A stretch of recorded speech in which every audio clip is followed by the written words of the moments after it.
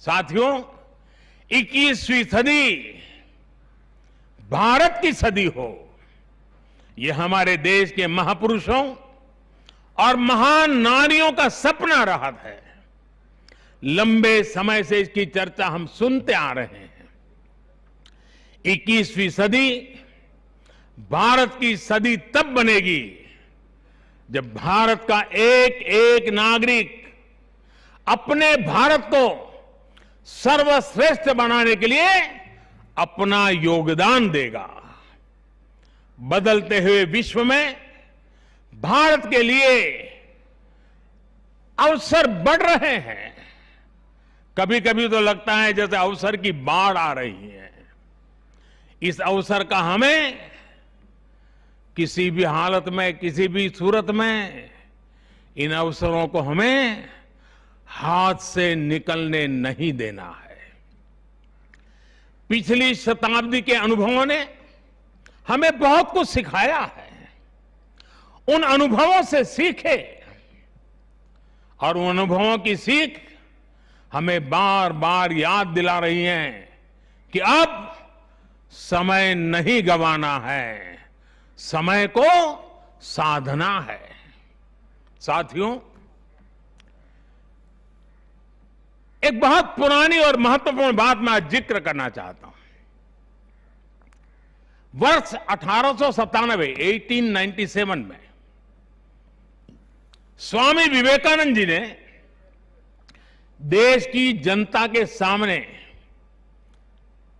1897 में कहा था कि अगले 50 सालों के लिए उन्होंने एक आह्वान किया था और स्वामी जी ने कहा था कि आने वाले 50 सालों तक भारत माता की आराधना ही सर्वोपरि हो।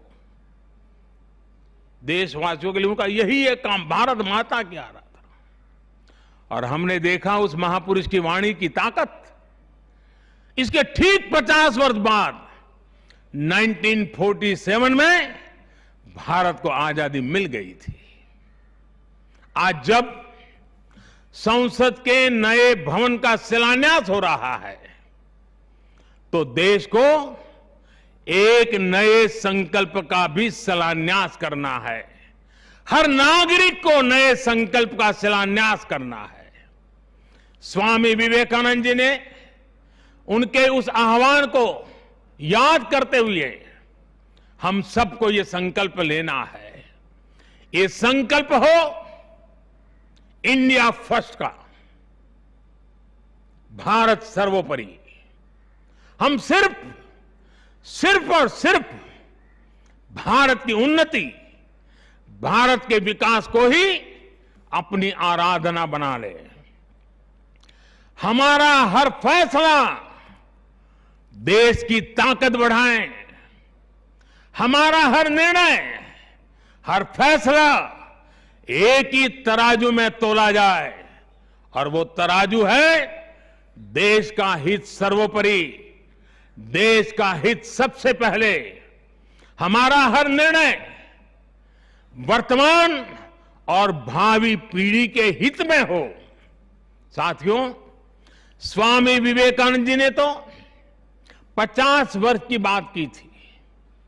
हमारे सामने 25-26 साल बाद आने वाली भारत की आजादी की 100वीं वर्षगांठ है, जब देश वर्ष 2047 में 2047 में अपनी स्वतंत्रता के 100वें वर्ष में प्रवेश करेगा। तब हमारा देश कैसा हो, हमें देश को कहां तक ले जाना है, इस 25-26 वर्ष कैसे हमें खप जाना है, इसके लिए हमें आज संकल्प लेकर काम शुरू करना है। जब हम आज संकल्प लेकर देश हित को सर्वोपरि रखते हुए काम करेंगे तो देश का वर्तमान ही नहीं बल्कि देश का भविष्य भी बेहतर बनाएंगे। आत्मनिर्भर भारत का निर्माण, समृद्ध भारत का निर्माण अब रुकने वाला नहीं है, कोई रोक भी नहीं सकता।